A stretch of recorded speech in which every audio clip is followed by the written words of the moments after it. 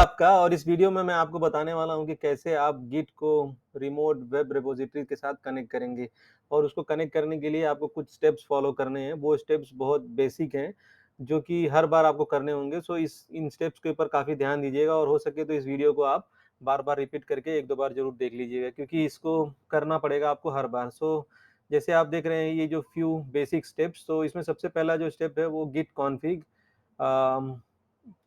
User name and password जो है आपको देना होगा। यूज़र नेम और ईमेल आईडी आपके गिटलैब अकाउंट की। तो आइए कर लेते हैं एक-एक करके इस सबको अपने कमांड प्रॉम्प्ट पे। तो लेट्स डू दैट। सो मैं स्क्रीन को थोड़ा क्लियर कर देता हूँ, क्योंकि स्क्रीन में काफ़ी कुछ ऑलरेडी लिख चुका हूँ मैं। तो और मैं इस डायरेक्टरी से बाहर हो जाता हूँ। तो अब मैं अपनी मेन डायरेक्टरी पर हूँ एडमिनिस्ट्रेटर की। तो यहाँ पर मैं एक काम करूँगा, एक मैं फ़ोल्डर बना लेता हूँ। उसका नाम रख देते हैं बिग पीओएस 3। ओके, तो ये मेरा एक फ़ोल्डर मैंने बना लिया है। अब इस फ़ोल्डर को बेसिकली मैं क्या करने वाला हूँ कि इस फ़ोल्डर को मैं अब इसके अंदर गिट और इसके रिलेटेड सारे ऑपरेशन करने वाला हूँ। तो अब मैं सीडी करके चेंज डायरेक्टरी करके बिग पीओएस के अंदर चला जाता हूँ। तो आपको कुछ बेसिक कमांड जो है आने पड़ेंगे, जिससे सॉरी ये मेरा ओके। तो आपको डायरेक्टरी चेंज करनी है, जो भी डायरेक्टरी आप बनाएंगे। तो मैं बिग पीओएस 3 में चला जाता हूँ। और वो एक बार जब यहाँ पर आप आ जाएंगे तो उसके बाद आपको लिखना है गिट कॉन्फिग, उसके बाद जो है ग्लोबल यूज़र डॉट नेम। तो ये जो है आपका यूज़र नेम होगा, जो कि आपके गिटलैब अकाउंट का। तो मेरे गिटलैब अकाउंट का यूज़र नेम जो है रमेश के यादव 82। सो इसको मैंने यहाँ पे पंच कर दिया और इसको एंटर कर देते हैं। तो मैं आपको दिखाता हूँ कि ये कहाँ पर आपको मिलेगा आपका यूज़र नेम। तो आपको क्या करना है, ये जैसे ये आपका जो है अकाउंट है, तो यहाँ पर आप क्या होगा, यहाँ जाएंगे तो आप देखिए यहाँ पर आपका आपका यूज़र नेम दिख जाएगा। और इसके बाद क्या करना है, नेक्स्ट स्टेप जो है आपको अपना ईमेल आईडी डालना है। तो git config global okay global user dot email. और इसके बाद आपकी जो ईमेल आईडी जो आपने रजिस्टर की होगी उस ईमेल आईडी को भी आप डाल दीजिएगा। तो रमेश के यादव 82@gmail.com ये मैंने ईमेल आईडी अपनी रजिस्टर की है। तो यहाँ पर आप करेक्ट यूज़र ईमेल आईडी डालिएगा, नहीं तो आपको एरर आएगा बाद में। तो अभी तो नहीं देगा, बाद में आपको एरर देगा। ओके, तो ये ईमेल आईडी और मैंने अपना दोनों भी इसको मैंने कॉन्फ़िगर कर लिया। ओके, सो नेक्स्ट स्टेप जो है, अब आप पूछेंगे कि ये ईमेल आईडी याद रहेगी कि नहीं याद रहेगी। तो अगर आपको मान लीजिए आपकी ईमेल आईडी नहीं याद है, तो आपको कुछ नहीं करना, आपको अपने प्रोफाइल के एडिट्स में जाना है। ओके, तो थोड़ा सा आप स्क्रॉल डाउन करेंगे तो यहाँ पे देखिए आपकी ईमेल आईडी भी मिल जाएगी। ओके, तो अब जैसे ही आप ईमेल आईडी और ये कर देंगे तो उसके बाद आपको अपने गिट को इनिशियलाइज करना है। तो यहाँ पर आप देखेंगे पीडब्ल्यूडी करेंगे, या पीडब्ल्यूडी नहीं तो मैं अगर आपको अपने अकाउंट पर यहाँ पर देखिए जाता हूँ मैं, तो मैं अपने सी ड्राइव में जाके यूज़र्स में, ओके यूज़र्स में एडमिनिस्ट्रेटर के अंदर चले जाएँ अगर, तो आप देखेंगे कि मेरा बिग पीओएस 3 एक फ़ोल्डर है। इस फ़ोल्डर में कुछ भी नहीं है यहाँ पर। तो मैं अब इसको क्या करता हूँ, गिट आपको इनिशियलाइज़ करना होगा, तो गिट इनिट कर दीजिए। तो जैसे ही आप इनिशियलाइज़ कर देंगे, देखिए initialise empty git directory in this folder, तो आपको यहाँ पर एक big POS slash dot git दिख रहा है। तो इसी तरह से आप यहाँ पर आएँगे तो आपको यहाँ पर भी एक फ़ोल्डर बनता हुआ दिखेगा, लेकिन ये वो हिडन फ़ोल्डर है डॉट सीएसडी, तो इसलिए आपको नहीं दिख रहा है। तो आप यहाँ पे अगर डॉट dir करेंगे, ओके, तो एक डॉट गिट करके एक फ़ोल्डर बन जाता है। ओके, जो कि हिडन फ़ोल्डर होता है। तो आप अगर जैसे आप विंडोज़ में देखना चाहते हैं, तो विंडोज़ में हिडन फ़ोल्डर को देखने का जो ऑप्शन होता है व्यू में जाके, और उसमें बेसिकली जो हिडन आइटम्स है उसको भी देखना है, तो अगर आप उसको हिडन को देखिए, आप यहाँ आपको दिख गया। ओके, तो यहाँ पर आपको ऐसे वो दिख जाएगा। तो जब आपका इनिशियलाइज़ हो जाए उसके बाद आपको क्या करना है, अम, उसके बाद आपको अपनी फ़ाइल बनानी है। ओके, जो फ़ाइल आप कोई भी फ़ाइल जो आप कमिट करना चाहते हैं और मूव करना चाहते हैं, तो अब जो स्टेप्स होंगे उसको आपको ध्यान देने हैं, क्योंकि ये सारे स्टेप्स जो है आपको बहुत ही क्रूशियल पड़ेंगे। और वो अब जो स्टेप्स आपको करने हैं वो बड़े ध्यानपूर्वक करने होंगे, क्योंकि ये स्टेप्स आपको हर बार लगेंगे। ओके, तो जैसे मैंने एक बिग पीओएस का फ़ोल्डर बनाया, उसके अंदर सीडी किया, इनिशियलाइज़ किया, ये बहुत इंपॉर्टेंट स्टेप है। ओके, अगर आपने इनिशियलाइज़ नहीं किया अगर, तो आपको बाद में एरर देगा। ओके, उसके बाद जो है आपको 4th स्टेप जो है वो गिट स्टेटस करिए। ओके, तो गिट स्टेटस में आपको दिखा दिखा देगा कि आपकी फ़ाइल रेडी है कमिट करने के लिए, और there is no commits yet. Okay, और बाकी सब जो भी आपको फाइल उसके अंदर ऐड करनी है वो गिट ऐड से करेंगे। ओके, तो अब चलिए फटाफट कुछ फाइल्स बना देते हैं। तो या तो आप यहाँ पर ही फाइल बना दीजिए, जैसे मैंने यहाँ पे बनाया है कि मान लीजिए पीओएस के अंदर मेरा load OS, okay, load OS dot T X T बनाता हूँ मैं फाइल एक।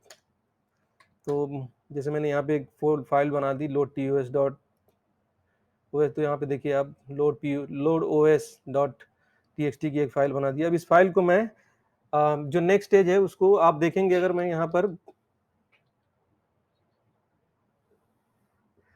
अब आप देखेंगे अगर नेक्स्ट स्टेप में मुझे ये करना है कि आप यहाँ देखेंगे एक फाइल ऐड हुई है जो कि स्टेजिंग एरिया में है, अभी ऐड नहीं हुई है, तो आपको इसको क्या करना है, स्टेजिंग एरिया में इसको ऐड करना है। ओके, अभी वो अनट्रैक्ड फाइल में आप रेड कलर की देखिए load OS dot T X T. तो अब आपको क्या करना है, इसको गिट ओके ऐड, और उस फाइल का नाम अगर चाहिए तो आप उसका फाइल का नाम लिख सकते हैं अगर एक फाइल आपको याद है तो। ओके, अदरवाइज आपको क्या करना है, मान लीजिए आपको सारी फाइल अगर ऐड करनी है तो क्या करेंगे, गिट ऐड और डॉट कर देना है, तो जितनी भी फाइल रहेंगी उस फोल्डर के अंदर सारी की सारी जो है ऐड हो जाएंगी। तो अब मैं वापस से अगर गिट स्टेटस करता हूँ तो आप देखेंगे मेरी जो फाइल है वो चेंजेस टू बी कमिटेड, मतलब ये अभी तक कमिट नहीं हुई है, नो कमिट सेट, अभी वो फाइल अवेलेबल है कमिट के लिए। ओके, और अनस्टेजिंग में ओके एरिया में है वो। तो अब इसको यहाँ से क्या करना है, हमें कमिट करना है। तो अब कैसे कमिट करेंगे, कमिट करने के लिए भी आपको कमांड यूज करना है git, okay, git commit minus M, और जो भी कमेंट आप लिखना चाहते हैं, my first commit to OS file.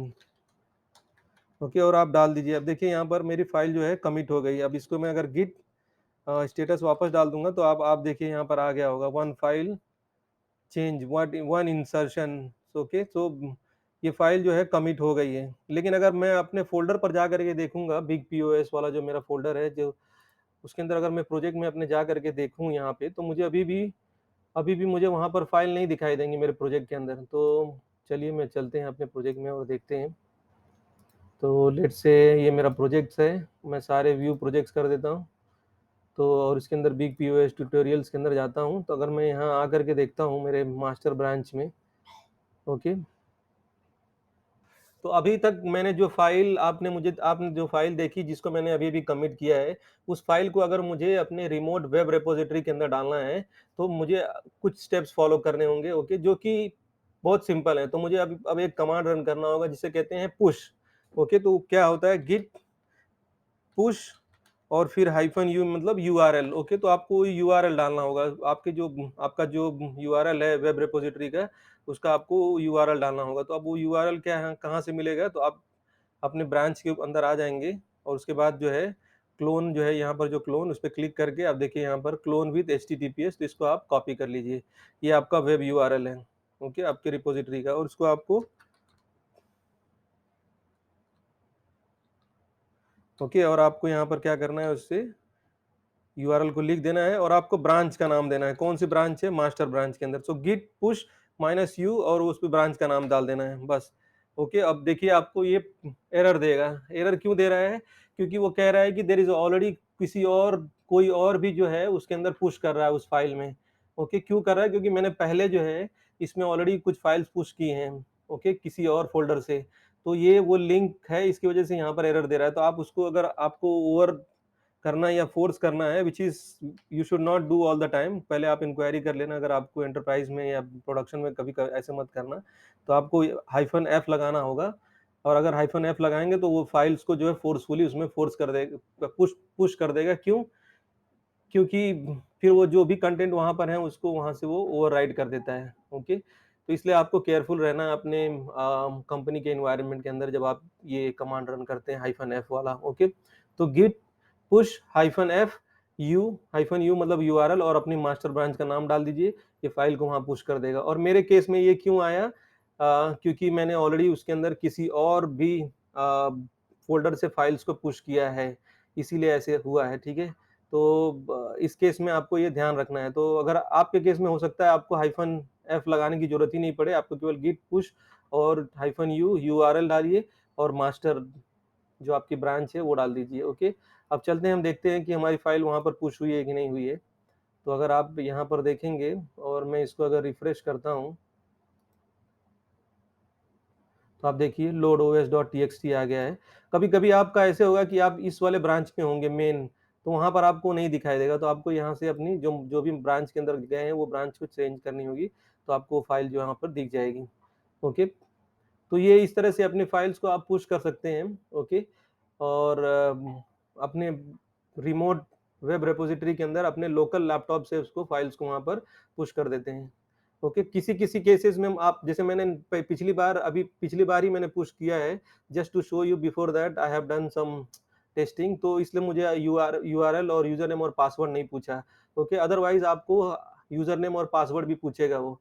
तो अगर उसको आपको यूज़र नेम और पासवर्ड अगर अवॉइड करना है हर बार ऑपरेशन के अंदर, जैसे पुश करना है या पुल करना है, इस ऑपरेशन में अगर यूज़र नेम और पासवर्ड आपको नहीं डालना है, तो आपको अपनी एसएसएच की जो है, अपने कंप्यूटर के लैपटॉप की एसएसएच की वहाँ पर कॉपी करनी होगी। तो मैं नेक्स्ट ट्यूटोरियल में आपको वो बताऊँगा कि आप कैसे उसको करेंगे। सो ये था पूरा ओवरव्यू, कैसे आप अपनी फाइल्स को कमिट करते हैं, पुश करते हैं रिमोट वेब रिपोजिटरी के अंदर। सो उम्मीद करता हूँ आपको ये समझ में आया होगा। मिलते हैं अपने अगले चैप्टर में, जहाँ पर हम एसएसएच की के थ्रू पासवर्ड लेस जो है मूव करेंगे फाइल्स को। Thank you very much.